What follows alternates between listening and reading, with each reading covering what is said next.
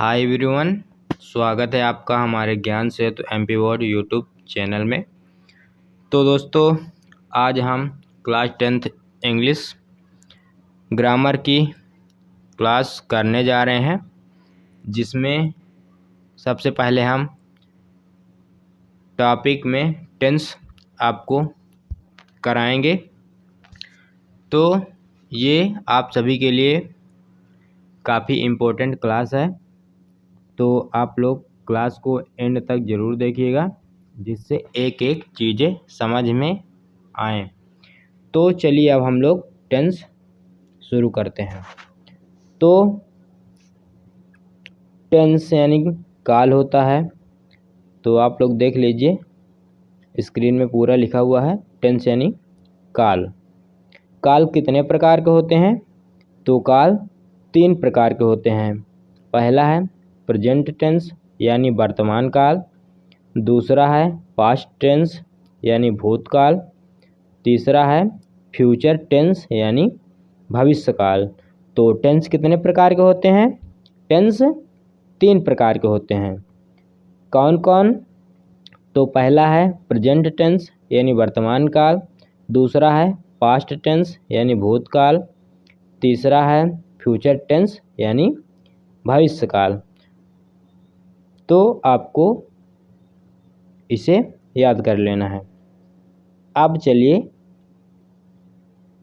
आगे देखते हैं। अब हम पहला देखेंगे प्रेजेंट टेंस। प्रेजेंट टेंस यानी वर्तमान काल। अब वर्तमान काल के भी 4 पार्ट होते हैं, यानी 4 भाग होते हैं। तो इसका पहला भाग क्या है? Present indefinite. दूसरा क्या है? Present continuous. तीसरा क्या है? Present perfect. चौथा क्या है? Present perfect continuous. तो टेंस कितने प्रकार के होते हैं? टेंस 3 प्रकार के होते हैं। पहला है प्रेजेंट टेंस यानी वर्तमान काल, दूसरा है पास्ट टेंस यानी भूतकाल, तीसरा है फ्यूचर टेंस यानी भविष्यकाल। तो अब हम पहला टेंस पढ़ने वाले हैं, कौन? Present tense. फिर हम देखेंगे कि प्रेजेंट टेंस के भी 4 भाग होते हैं। पहला कौन सा है? प्रेजेंट इंडेफिनिट, दूसरा है प्रेजेंट कंटिन्यूअस, तीसरा है प्रेजेंट परफेक्ट, चौथा है प्रेजेंट परफेक्ट कंटिन्यूअस। तो इसमें आज हम लोग प्रेजेंट इंडेफिनिट करने वाले हैं। तो चलिए आगे देखते हैं। Present indefinite. प्रेजेंट इंडेफिनिट की पहचान क्या होती है? जिस वाक्य के अंत में ता है, ती है, ते हैं आदि शब्द आवे, वह प्रेजेंट इंडेफिनिट टेंस होता है।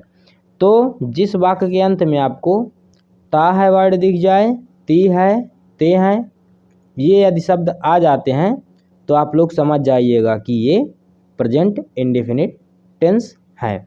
अब चलिए हम लोग देख लेते हैं कि इसके स्ट्रक्चर कैसे हैं, इन्हें कैसे हम बनाते हैं। तो चलिए देख लेते हैं। अब इसके 3 प्रकार से टेंस बनते हैं। Affirmative sentence, negative sentence, interrogative sentence. तो अफर्मेटिव यानी होता है साधारण वाक्य, नेगेटिव सेंटेंस यानी नकारात्मक वाक्य, इंट्रोगेटिव सेंटेंस यानी प्रश्नवाचक वाक्य। तो सबसे पहले हम अफर्मेटिव का स्ट्रक्चर देख लेते हैं। अफर्मेटिव में पहले आपको सब्जेक्ट लिखना होगा, सब्जेक्ट के बाद वर्ब, वर्ब के साथ यस या यस लगा देना है, इसके बाद ऑब्जेक्ट लिख देना है। अभी हम चर्चा करेंगे कि सब्जेक्ट कौन कौन से होते हैं। तो देखो, सब्जेक्ट में क्या होगा? आई होगा, बी होगा, यू होगा, इसके बाद ही, सी, इट, दे, THEY दे। तो जो ये आई बी है ये फर्स्ट पर्सन है, यू जो है YOU ये आपका सेकंड पर्सन है, ही सी इट दे ये आपके थर्ड पर्सन है। तो ये बात आपको ध्यान में रखना है। एक बार और देख लो, आपके सब्जेक्ट में I, we, you, he, she, it, they या किसी का नाम, जैसे राम हो गया, श्याम हो गया, सीता हो गई, गीता हो गई, या किसी प्लेस का भी नाम हो सकता है। ठीक है, तो जो ये हमारा आई बी है ये फर्स्ट पर्सन का है, जो बाई ओ यू है ये सेकंड पर्सन का है, और ये जो ही, सी, इट, दे या किसी का नाम ये क्या है, थर्ड पर्सन के हैं। तो ये सब्जेक्ट है, इन्हें आपको याद रखना है। ठीक, अब जो हमारा फर्स्ट पर्सन में आई और बी आता है, इसमें वर्ब की फर्स्ट फॉर्म लगती है। जैसे वर्ब की फर्स्ट फॉर्म में जैसे हम लेते हैं गो, तो गो की फर्स्ट फॉर्म जी ओ, सेकंड फॉर्म होती है बेंट और थर्ड फॉर्म होती है गोन। तो इसमें हमको फर्स्ट फॉर्म लगाना है आई बी और यू के साथ, और दे के साथ भी हमको फर्स्ट फॉर्म लगानी है। ठीक है, तो आप लोग इस बात को ध्यान देना कि आई बी के साथ वर्ब की फर्स्ट फॉर्म लगती है और दे के साथ भी वर्ब की फर्स्ट फॉर्म लगती है, यू के साथ भी वर्ब की फर्स्ट फॉर्म लगती है अफर्मेटिव सेंटेंस में। और ये जो हमारा नेगेटिव और इंट्रोगेटिव सेंटेंस है, इसमें वर्ब की फर्स्ट फॉर्म आपको लगाना है। तो अब चलिए हम लोग कुछ मीनिंग देख लेते हैं। मीनिंग में आपको 5 मीनिंग डेली कराई जाएंगी। तो पहला हमारा क्या है, सिंग, SING, सिंग यानी गाना। दूसरा क्या है, RUN, रन यानी दौड़ना। तीसरा क्या है, DANCE, डांस, डांस यानी क्या होता है, डांस यानी नाचना। चौथा क्या है, EAT, इट, इट यानी खाना। पांचवा क्या है, GO, गो यानी जाना। तो आपको इन मीनिंग को याद करना है और एक नोट्स बना लेना है, और उस नोट्स में 5 मीनिंग आपको जो यहाँ कराई जाएंगी तो आपको डेली लिखना है। तो सिंग यानी क्या होता है, गाना। रन यानी क्या होता है, दौड़ना। डांस यानी क्या होता है, नाचना। इट यानी क्या होता है, खाना। गो यानी क्या होता है, गो यानी जाना। अब चलिए हम लोग अफर्मेटिव सेंटेंस का प्रैक्टिस करते हैं। इसके पहले हम लोग जितना पढ़ाए हैं आपको उसका पहले रिवीजन कर लेते हैं, इसके बाद हम प्रैक्टिस करते हैं। तो चलिए हम फटाफट रिवीजन कर लेते हैं। तो टेंस, टेंस यानी क्या होता है, काल होता है। और टेंस कितने प्रकार के होते हैं, तो टेंस 3 प्रकार के होते हैं। पहला प्रेजेंट टेंस यानी वर्तमान काल, दूसरा पास्ट टेंस यानी भूतकाल, तीसरा फ्यूचर टेंस यानी भविष्यकाल। अब प्रेजेंट टेंस में आप देखे हैं, प्रेजेंट टेंस यानी क्या होता है, वर्तमान काल। फिर इसके भी 4 भाग होते हैं, present indefinite, present continuous, present perfect, present perfect continuous. अब हम उसका पहला भाग प्रेजेंट इंडेफिनिट पढ़े थे। तो इसकी पहचान क्या है, जिस वाक्य के अंत में ता है, ती है, ते हैं आदि शब्द आवे वह प्रेजेंट इंडेफिनिट टेंस होता है। ठीक है, तो अब चलिए हम इसकी प्रैक्टिस कर लेते हैं। तो अफर्मेटिव सेंटेंस का पहले हम स्ट्रक्चर आपको दिखाए दे रहा हूँ, तो आप लोग उसको देखना, और मीनिंग भी मैं आपको याद करवा दिया हूँ, तो उस मीनिंग के हिसाब से आपको बनाना है। तो अफर्मेटिव सेंटेंस का स्ट्रक्चर पहले देख लो। तो आपको पहले सब्जेक्ट देखना है, लिखना है, इसके बाद वर्ब के साथ यस या यस लगाना है, ऑब्जेक्ट फिर लिखना है। तो जैसा कि मैंने आपको बताया कि आई और बी के साथ वर्ब की फर्स्ट फॉर्म लगती है, यू के साथ वर्ब की फर्स्ट फॉर्म लगती है, दे के साथ वर्ब की फर्स्ट फॉर्म लगती है, और ही सी इट के साथ वर्ब की ईएस वाली फॉर्म लगती है। जैसे आई बी यू दे, इसके साथ आपको ईएस नहीं लगाना है। आई, देख लो, आई बी यू और दे, इसके साथ आपको यस या ईएस नहीं लगाना है। बाकी ही सी इट के साथ आपको यस या ईएस सब्जेक्ट को देकर लगाना है। ठीक है, तो अब चलिए हम लोग प्रैक्टिस कर लेते हैं। पहला एग्जाम्पल क्या है, राम बाजार जाता है। तो इसमें सब्जेक्ट आपको क्या है, सब्जेक्ट राम है। अब इसके बाद वर्ब आता है, तो राम कौन पर्सन का सब्जेक्ट है, थर्ड पर्सन का सब्जेक्ट है। हमने आपको थर्ड पर्सन में क्या बताया था, ही सी इट दे या किसी का नाम, ये क्या है, थर्ड पर्सन के है। तो राम हमारा क्या है, सब्जेक्ट है। अब हम आपको बताए थे कि वर्ब लगाना है, तो वर्ब इसमें क्या है, जाना, यानी वह जाने की क्रिया कर रहा है। वर्ब किसे कहते हैं, जब किसी काम का करना या होना पाया जाता है उसे वर्ब कहते हैं। तो यहाँ राम क्या कर रहा है, जाने का क्रिया कर रहा है। तो आपको मैं बताया था कि काहे माने जाना होता है, तो आपको बताए थे कि गो यानी जाना होता है। अब स्ट्रक्चर में आप देखो कि वर्ब के साथ यस या ईएस लगता है, तो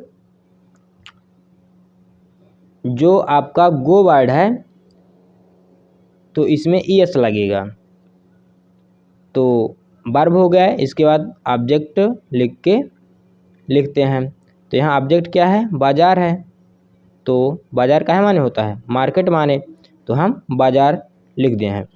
अब मैं आपको और बता दूं, कुछ ऐसे वर्ड हैं जिसके लास्ट में कुछ वर्ड रहते हैं तो उसमें आपको ईएस लगाना है। ठीक है, तो जिस वर्ड में डबल एस आपको दिख जाए तो उसमें आपको ईएस जोड़ देना है, और सी एच जिस वाक्य के अंत में दिख जाए तो उसमें आपको ईएस लगा देना है, और यदि एस एच आपको दिख जाए तो उसमें भी आपको ईएस लगा देना है। यदि वाक्य के लास्ट में आपको यक्स दिख जाए तो उसमें भी ईएस लगा देना है।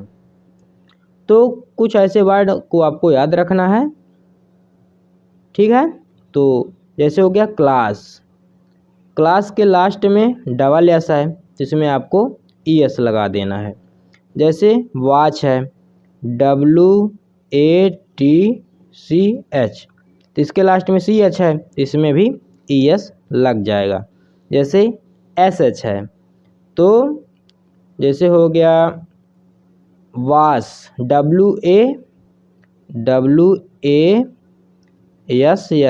तो इसमें भी SH है, तो इसमें भी ईएस लग जाएगा।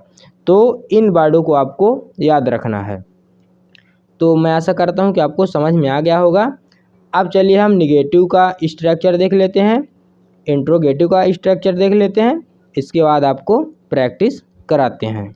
तो निगेटिव वर्ड में आपको क्या करना है, पहले सब्जेक्ट आपको लिखना है, इसके बाद डू डज का प्रयोग करके निगेटिव में नॉट लगा देना है, इसके बाद वर्ब लगाना है, फिर ऑब्जेक्ट लगा देना है। इंट्रोगेटिव सेंटेंस में आपको क्या करना है, पहले डू डज आएगा, इसके बाद सब्जेक्ट आएगा, इसके बाद वर्ब आएगा, फिर ऑब्जेक्ट आएगा। तो देखो, जो हमारा सब्जेक्ट आई बी है तो आई बी के साथ डू लगेगा, यू के साथ डू लगेगा, दे के साथ डू लगेगा। ये जो सारे सब्जेक्ट हैं इसमें डू लगेगा। बाकी ही सी इट जो हैं इसमें डज लगेगा। तो आपको ये नोट कर लेना है। रिकॉर्डेड क्लास है तो मैं बार बार नहीं रिपीट कर रहा हूँ, आप वीडियो को दोबारा देख लीजिएगा जहाँ ना समझ में आए। अब चलिए हम क्वेश्चन प्रैक्टिस करते हैं। अब देखो, जो इसका सेकंड है निगेटिव सेंटेंस, राम बाजार नहीं जाता है, तो इसमें सब्जेक्ट क्या है, राम, तो राम लिख दो। अब जैसे मैं बताया था डू डज लगा के नॉट लगा के वर्ब और ऑब्जेक्ट लिख देना है। तो मैं आपको बताया था कि जो आई बी यू दे के साथ डू लगता है, बाकी थर्ड पर्सन जैसे ही सी इट या किसी का नाम हो तो उसमें डज लगता है। तो यहाँ राम है तो इसलिए हम डज लगाए हैं, और डज के साथ निगेटिव है तो नॉट लगाए हैं। और मैंने आपको बताया था कि जो निगेटिव और इंट्रोगेटिव सेंटेंस होगा उसमें वर्ब की फर्स्ट फॉर्म होगी, उसमें यस या यस नहीं लगता है। तो इसमें आपकी वर्ब की फर्स्ट फॉर्म जाना है तो जाना का गो हो जाता है, और कहाँ जा रहा है, मार्केट जा रहा है तो टू मार्केट। अब इंट्रोगेटिव देख लो। इंट्रोगेटिव के स्ट्रक्चर में मैंने आपको बताया था कि डू डज पहले लगाना है, इसके बाद सब्जेक्ट लिखना है, इसके बाद वर्ब लिखना है, फिर ऑब्जेक्ट लिखना है। तो मैं आपको बार बार रिपीट कर रहा हूँ कि जो आई बी दे यू के साथ डू लगाना है, बाकी जो ही सी इट या किसी का नाम है तो उसमें डज लगाना है। तो यहाँ राम थर्ड पर्सन है इसलिए हम डज लगाए हैं। और मैं आपको बताया था कि इंट्रोगेटिव और निगेटिव वाक्य में वर्ब की फर्स्ट फॉर्म लगती है, तो यहाँ गो है वर्ब है तो यहाँ वर्ब की फर्स्ट फॉर्म लगाए हैं गो, जी ओ गो, और फिर ऑब्जेक्ट लिखते हैं यानी मार्केट जा रहा है। तो मैं आशा करता हूँ कि क्लास आपको काफ़ी अच्छी लगी होगी। अब चलिए हम और क्वेश्चन कर लेते हैं जिससे आपको और अच्छे से समझ में आ सके। दूसरा एग्जाम्पल है सीता गाना गाती है। तो आप लोग फटाफट बनाकर भेजो, फिर मैं कराता हूँ। 5 मिनट को आपको टाइम दिया गया है।